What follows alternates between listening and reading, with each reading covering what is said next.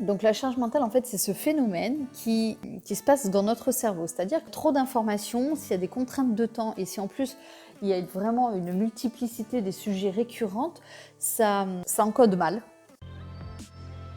Bonjour et bienvenue à tous, je suis ravie de vous retrouver sur le podcast Feeling Well in Your Business. Je suis Anne, formatrice et coach en entreprise, en management et en efficacité professionnelle. J'ai décidé de créer cette série de podcasts pour toutes les personnes qui souhaitent développer leur efficacité, leur productivité au quotidien, que vous soyez salarié ou que vous soyez entrepreneur, de vous développer personnellement dans l'optique de développer votre travail, votre professionnalisme et votre activité. Si vous êtes dans ce cas-là, je vous invite à rester avec moi, prendre un thé ou un café, de quoi noter si vous le pouvez, et on se retrouve tout de suite pour la thématique du jour. Bonjour à tous, bonjour à toutes. Aujourd'hui, on va se retrouver pour parler de la charge mentale. Donc en fait, la charge mentale, c'est un terme qui est généralement dédié à l'organisation du foyer. Mais c'est en fait un réel phénomène scientifique et psychologique que l'on peut également associer à ce qui se passe au travail, dans les bureaux, que l'on soit salarié ou entrepreneur. Donc aujourd'hui, je vais m'attarder sur la charge mentale du salarié et du manager, qui est légèrement différente de celle de l'entrepreneur et encore différente aussi de la personne qui est en charge au foyer. Je vais essayer de faire un focus sur le travail. Donc la charge mentale, en fait, c'est ce phénomène qui se passe dans notre cerveau. C'est-à-dire que notre cerveau, il est capable d'encoder des informations, plusieurs informations à la fois, en moyenne 2 à 3. Il a une capacité de stockage, donc de l'information, et en fait, on stocke 2 ou 3 informations à la fois, on traite et ça dégage.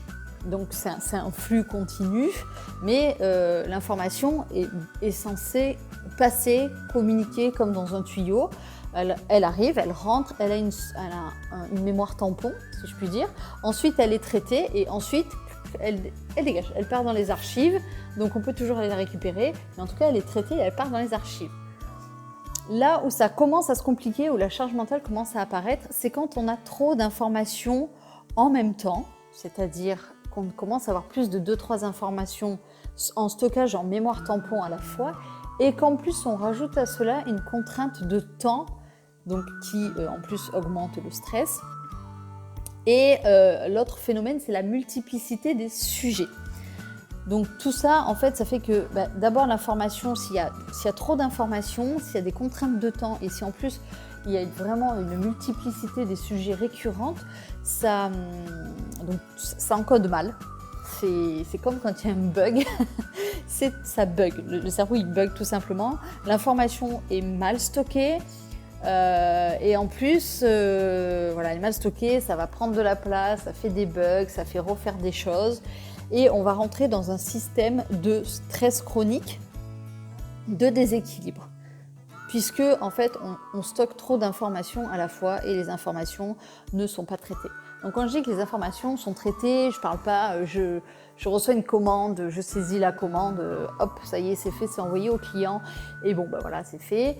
Je parle là de plus de choses, n'est-ce pas? Et des projets, par exemple, quand on a beaucoup de projets qui commencent à s'accumuler en termes de temps, donc soit avec des contraintes de temps qui compressent, soit au contraire des projets qui prennent du temps, par X raisons, qui prennent du temps. Et donc, en fait, la pile, il y en a qui arrivent et la pile commence à grandir.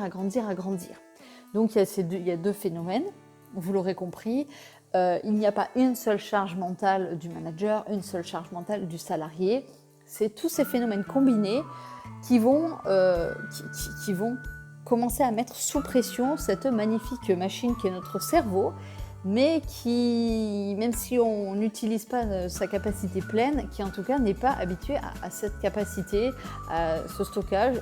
Nous ne sommes pas des robots et aussi, j'en parlerai plus dans un autre podcast, mais ça sous-entend en fait une récurrence et une permanence de ce rythme. C'est-à-dire qu'on n'a plus de rythme avec de la récupération, plus légers qui permettent réellement de décrocher, de faire le reset, de remettre à zéro et de permettre en fait de faire... Si je devais faire une comparaison avec une voiture, vous roulez tant de kilomètres avec votre voiture, eh bien vous faites une révision. Vous mettez un temps d'arrêt, on revoit tout ce qui se passe dedans et on fait une révision complète ou moins complète.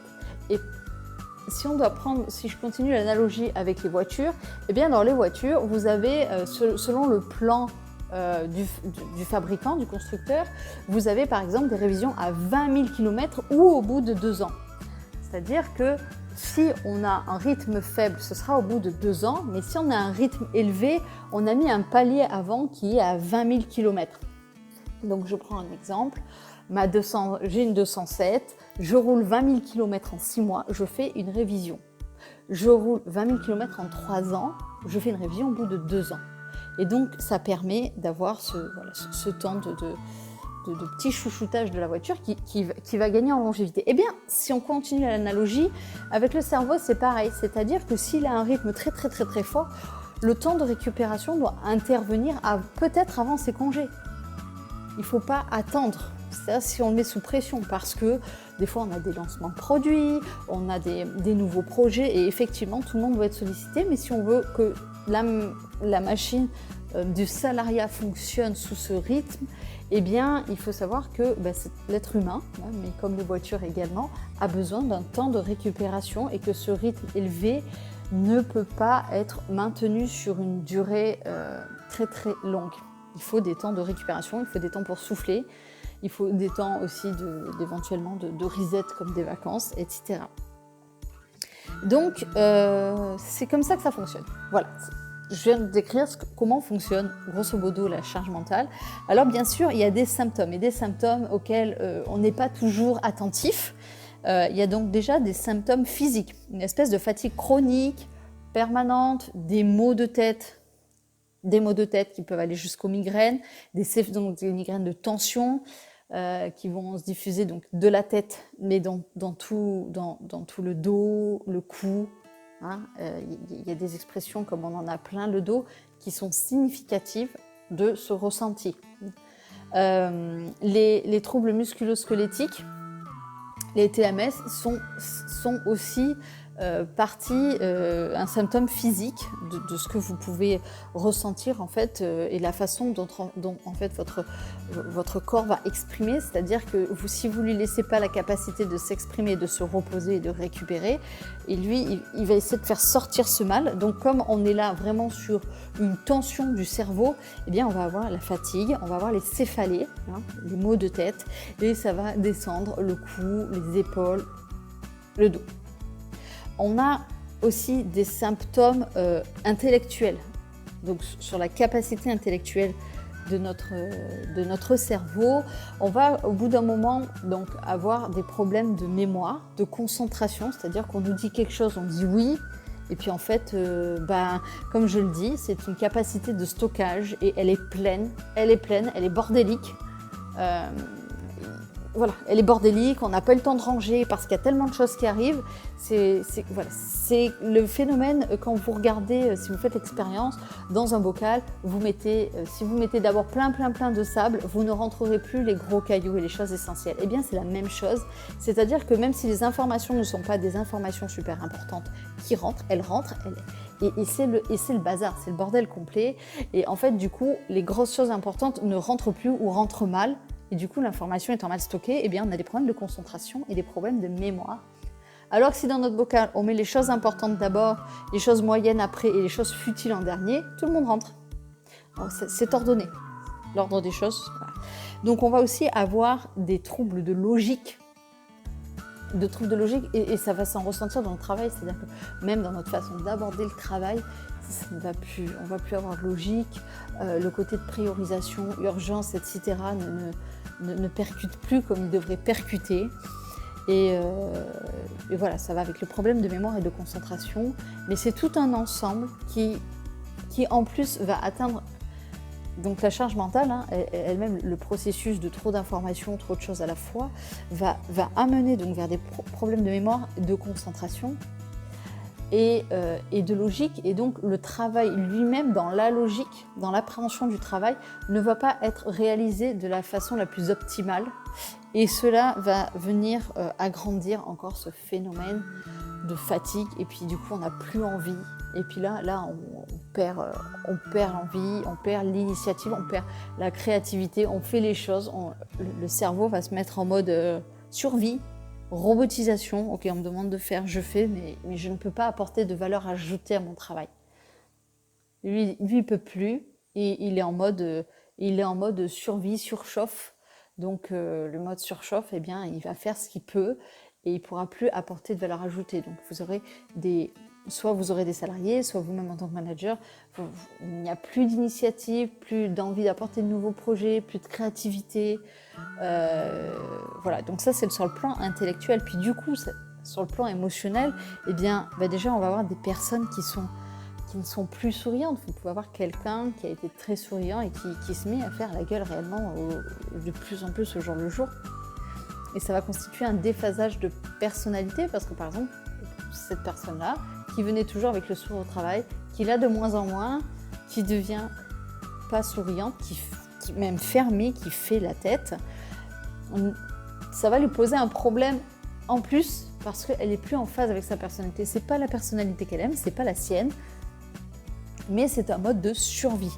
Donc au niveau émotionnel, vous aurez ce déphasage de personnalité que l'on peut reconnaître également chez son conjoint qui lui-même est en surcharge émotionnelle. Là, tout ce dont je parle peut vous concerner vous, peut concerner un collaborateur, qu'il soit votre manager ou votre collaborateur d'équipe. Ça peut concerner aussi votre conjoint, votre conjointe, quelqu'un de votre entourage. Ce sont des signaux qui peuvent vous alerter sur une personne de votre entourage pour être alerte et se dire elle commence à cumuler quand même les symptômes. Et on va essayer de tendre la main. Donc j'ai pas fini sur l'émotionnel. Donc le déphasage de personnalité, c'est quelque chose, voilà, c'est en tout cas quelque chose qui se ressent pour l'entourage, plus que pour soi. Parfois, c'est l'entourage qui s'en aperçoit avant. Donc je le disais, perte de créativité, d'initiative, donc perte de motivation. C'est-à-dire que voilà, on n'a plus envie d'aller au travail. La fatigue fait que le matin, on a du mal à se lever, et donc quand on est fatigué, on manque de motivation, on manque de tout ça. J'ai scindé les symptômes physiques, intellectuels, émotionnels, mais bien entendu, ils sont tous liés les uns aux autres. Et alors, le gros symptôme émotionnel, ce sont les troubles du sommeil. Et alors ça, si chez quelqu'un qui dort d'habitude comme un bébé commence à avoir le sommeil fractionné de façon régulière, donc en général, la fatigue fait qu'on peut s'endormir rapidement, mais qui dans la nuit, on se réveille, donc on peut aussi ne pas s'endormir, attention, mais quelqu'un qui dormait comme un bébé, mais qui se réveille en fractionné, etc., ou qui ne s'endort pas parce qu'elle a trop de choses dans la tête, c'est un problème c'est un des premiers symptômes émotionnels qu'il faut réguler parce que le sommeil entraîne la fatigue, peut entraîner également la prise de poids ou la perte de poids, donc ça je reparle dans une autre série de podcasts, et ça entraîne tout le reste parce que moins on dort bien, plus on est fatigué, et plus on est fatigué déjà, même en état hors charge mentale, ça influe sur la mémoire et la concentration déjà. Donc, le problème de sommeil est un problème vraiment auquel il faut être attentif si vous pensez que votre conjoint ou votre conjointe est soumis à ça. Personnellement, si je vous en parle, j'ai été confrontée à la charge mentale, donc je la connais très très très très bien. Et moi, je commençais à avoir, j'avais le problème. Alors moi, je dors pas comme un bébé parce que la nuit, je suis créative. Mais je peux être créative dans le bon sens du terme, c'est-à-dire me réveiller parce que j'ai eu plein d'idées, la nuit m'a porté conseil, me réveiller tôt, voire très très très très tôt, et donc j'ai besoin d'un support. Mais en tout cas, pendant la période où j'étais soumise à une surcharge mentale qui bouillonnait, eh bien je me réveillais toutes les nuits, où je ne m'endormais pas. Du coup, je dormais avec un bloc-notes et un crayon à papier sur ma table de nuit. Et donc, si je me réveillais et que je sentais que le sommeil ne revenait pas, eh bien je notais je notais quoi faire. Voilà, et mince, au boulot, j'ai pas pu faire ça aujourd'hui, j'ai pas pu faire ça parce que j'étais dans le flow. Et du coup, du coup, c'était la nuit que ça ressortait avec la culpabilité de ne pas l'avoir fait la journée, etc. Mais ça, c'est pas le sujet. Mais en tout cas, voilà, c'est un premier moyen déjà de se dire, bon, allez, je note et j'essaye de me rendormir. Une fois qu'on a sorti l'information du cerveau, c'est un petit peu le principe quand on a un aliment interdit, on a envie d'y aller, et bien là on a des informations dans la tête, et bien on les sort et du coup on n'a plus envie d'y repenser et on désamorce un petit peu la cocotte sous pression. Donc les troubles du sommeil, le sommeil fractionné, on peut avoir aussi une vision amoindrie qui va avec la concentration, c'est-à-dire que la fatigue fait que l'œil a du mal à fixer ce qu'il doit fixer, donc ça peut être une vision altérée sur les écrans, la difficulté à se concentrer sur des lignes ou sur des mots, ne plus être capable d'avoir une lecture rapide comme on avait avant, etc. Et bien entendu, le pompon de la pomponnette, c'est d'être à fleur de peau, c'est d'avoir une anxiété constante, un stress, une inquiétude, une constante... on essaye aussi d'être en constante anticipation de ce qu'on a à faire, encore à faire, mais en même temps, on a aussi ce qui est en retard à faire. Ça fait un gros micmac, mais en tout cas, on est à fleur de peau, c'est-à-dire que, eh bien, on peut partir au quart de tour, on n'a plus de patience, on peut être très émotif aussi, à la moindre parole, se mettre à pleurer, voilà, avoir des gens qui rient, gens qui pleurent en une seconde, bref, à fleur de peau réellement. Et en plus, tout cela n'est pas juste... attention, ce sont des symptômes qui interviennent, mais qui interviennent également pendant les vacances. C'est-à-dire qu'on va avoir un rythme sous pression, sous pression, sous pression, sous pression. Et par exemple, au moment où il y a un petit peu moins de pression pendant les vacances, parce qu'on y pense toujours, on n'arrive plus à couper. C'est aussi un des... Alors, je ne sais pas où le mettre exactement, mais c'est un des phénomènes et un des symptômes, c'est qu'on n'arrive plus à couper. C'est-à-dire que même pendant les vacances, si on y pense moins, on va quand même y penser.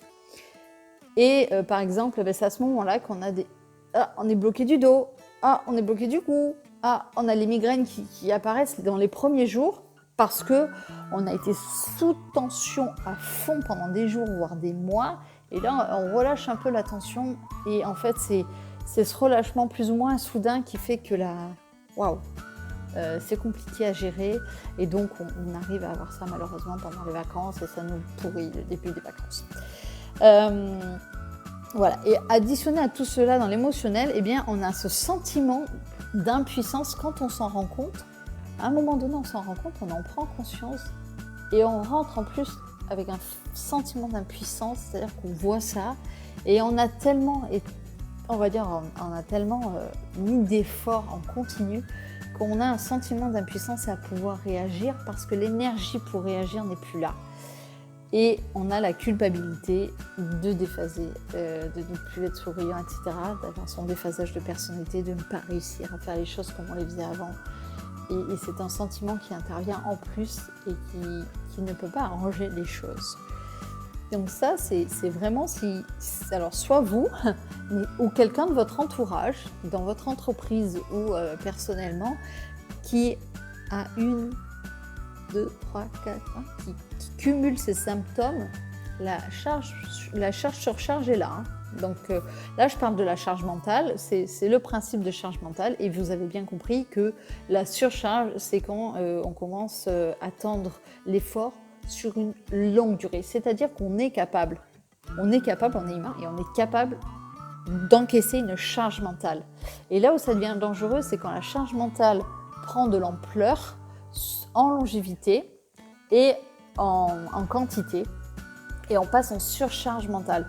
Et là, on est sur le chemin du burn-out. Clairement, on arrive au burn-out avec ça.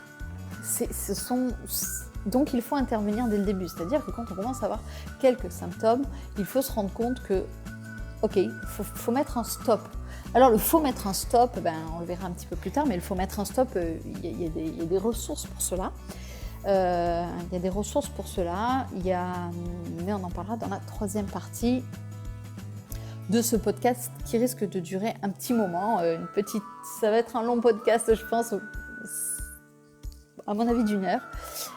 On a aussi, donc ça c'était la charge mentale, les symptômes et le rôle de l'environnement. Donc le rôle de l'environnement, c'est qu'on est dans une société où tout va plus vite. Les nouvelles technologies, on a de plus en plus de processus, on a des attentes avec ces nouvelles technologies, tous les supports de communication qu'on a, il y a des attentes de réponses rapides. Dans certaines structures, il y a de plus en plus de processus et des processus qui changent. Et par ailleurs, il y a un gros bémol sur... Alors très souvent, dans certaines structures, on a par exemple des ingénieurs qui deviennent managers. Donc c'est la promotion d'un métier, de quelqu'un qui a un métier technique à quelqu'un qui va passer à un métier humain, sans accompagnement. C'est-à-dire que oui, il va être capable de manager des projets techniques, mais est-ce qu'il va être capable réellement, sans formation, sans accompagnement, de manager le projet humainement et les humains qui sont autour de ce projet? J'ai envie de dire, rien n'est moins sûr, parce qu'on a promu quelqu'un de technique. Alors je ne dis pas qu'il ne faut pas le faire, je dis qu'il faut faire attention à la promotion de quelqu'un de technique en manager sans accompagnement, sans formation en management, sans tout ce qui va faire de lui, ce qui va renforcer en lui ses compétences humaines qui sont nécessaires dans le cadre du management. Voilà, on a les nouvelles technologies qui demandent un flux plus rapide, on a de plus en plus de processus. Dans les grosses structures, on a aussi des changements d'organisation en cascade, c'est-à-dire que dans les très grosses structures, le temps que ça parte du haut, que ça arrive à nous, en haut, il y a déjà un nouveau processus qui est en route pour un changement dans l'organisation qui va vous tomber dessus, et cette continuelle adaptation rajoute du poids à la charge mentale. Ça fait partie de la multiplicité et de tout ce qui arrive. On demande également à des managers de concilier leurs collaborateurs qui veulent plus d'équilibre entre leur vie pro et leur vie perso, et en même temps la structure, l'entreprise qui veut plus de processus, plus de qualité, plus de performance, plus de KPI.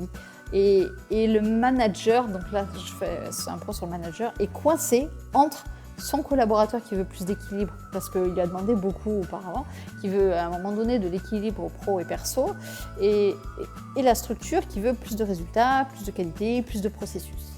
Et là on va avoir un conflit parce qu'à lui tout seul il peut difficilement concilier tout cela sur du long terme en permanence. Donc tout ce phénomène est en hyper vitesse. Et du coup, c'est une charge de travail, une durée de travail qui s'allonge. Et puis, quand son collaborateur vient et lui explique qu'il a fait, son collaborateur lui explique qu'il a fait pour le projet 50 heures sur 2-3 semaines, qu'il veut plus d'équilibre au perso, etc., eh bien, le manager, il n'a pas non plus envie de laisser tomber son collaborateur parce qu'il sait très bien qu'un collaborateur investi est aussi un collaborateur de qui on prend soin, et donc il est manager et il a un peu une honte, une culpabilité à le laisser tomber au profit de l'entreprise, mais qui elle le paye et qui elle, voilà. Donc si lui ne demande pas à ses collaborateurs un rythme intense, on reporte sur cette et unique personne qui est le manager, qui représente une équipe, toute la responsabilité de la réussite ou de l'échec ou du service ou des projets. Alors que ce n'est pas que lui, c'est bien tout l'environnement, la structure, les collaborateurs, aussi bien que l'entreprise. Et là, l'entreprise a son rôle à jouer. Si vous êtes RH, que vous écoutez ce podcast, l'entreprise a son rôle à jouer dans la réussite ou non du manager et de son équipe.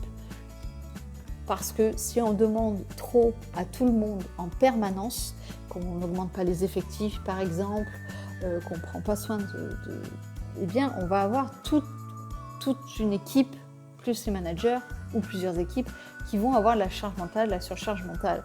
Et après on va tomber soit dans des arrêts maladie, soit dans un turnover important, ou dans l'entreprise, ou dans le service, ou dans les services. donc le turnover, le nombre d'arrêts maladie, etc., effectivement, si vous avez une bonne politique de QVT, eh bien, naturellement, les bonnes questions vont se poser pour pouvoir rediscuter de tout cela autour d'une table. Voilà, et donc dans cette prise entre le marteau et l'enclume, donc entre ceux des collaborateurs et de l'entreprise qui ne sont pas toujours, qui peuvent pas toujours être en phase, eh bien le manager va se sentir perdu et va ressentir en fait une perte de ses valeurs dans son emploi, dans son travail, dans ses missions. Ce ne seront plus des valeurs de qualité, ce ne seront plus ses valeurs. Et on arrive dans des syndromes de déphasage de personnalité et de manque de motivation parce que trop de contraintes vont arriver à un manque de motivation. Et puis il va se rendre compte que c'est très important, les valeurs, les soft skills, les valeurs, quelles sont les choses auxquelles on s'attache quand on emploie une personne et en tant qu'entreprise, comment on s'affiche et la personne que l'on emploie. Parce que si on n'est pas aligné sur les valeurs, eh bien, ce genre de situation va être difficilement acceptable. Voilà, donc il arrive, s'il sent que ses valeurs perdent en qualité, on va arriver dans un conflit de valeurs éthiques. Ça, plus la marge de manœuvre qui est constamment restreinte, voilà, on va avoir aussi une insécurité du travail. Bon, on ne va pas forcément avoir les meilleurs résultats du monde. Et en même temps, le manager, pris entre le marteau et l'enclume, ne pourra pas dire qu'il n'y arrive pas. À qui il va aller se dire qu'il n'y arrive pas? Parce qu'au-dessus de lui, on va dire « Oh, mais dis donc, Georges, tes KPI, ils ne sont pas très très bons. » Bon. Et puis de l'autre côté, « Et oh, Georges, moi, c'est bon, là, j'ai donné pour l'entreprise, j'aimerais bien maintenant avoir un petit...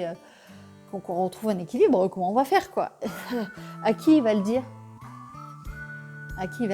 Vers qui va-t-il se retourner pour dire qu'il ne peut pas y arriver, qu'il n'y arrive pas et que tout ça est difficilement conciliable? Voilà, ça rentre dans ce phénomène de honte, de perte de valeur, etc. La pathologie de l'isolement, il se sent vraiment seul au milieu de tous, c'est-à-dire qu'on peut ne pas être seul, mais on peut être seul en fait, et se sentir seul. Et il va se sentir isolé. Et comme je disais, la solitude du manager, c'est aussi parce qu'on individualise la performance du manager, du service sur le manager, et qu'on ne l'aborde pas de façon collective. Et sans compter, et là je parle que dans des objectifs réalisables, mais très souvent en fait, la multiplicité des sujets rend l'objectif irréalisable, rend une proportion de méta-job du manager, du management, qui en fait n'a pas un job, mais en a beaucoup plus. Et est-il formé pour cela? Je pose encore la question, je ne suis pas sûre. Donc il faut vraiment faire attention à ça. Et bien entendu, le maître mot de tout cela pour éviter tout cela, le maître mot pour éviter cela, c'est la coopération. Parce que la coopération préserve du burn-out. Il faut dans ces cas-là vraiment se rendre compte que les cabinets extérieurs, les directions des grands groupes vont avoir du mal à faire des structurations, des changements de structure, etc. Et c'est pour ça que très souvent dans les très très grosses structures, il y a des changements en cascade parce qu'elles ne partent pas du réel. Souvent ce sont des audits organisés par des cabinets externes et ces cabinets externes ne consultent que quelques personnes et ne consultent pas le bas de la chaîne. Et le bas de la chaîne est pourtant ce par quoi il serait intéressant de commencer, en tout cas de prendre en compte pour l'organisation globale et l'organisation réelle, si restructuration il doit y avoir. Donc, on a bien entendu des personnalités un petit peu plus...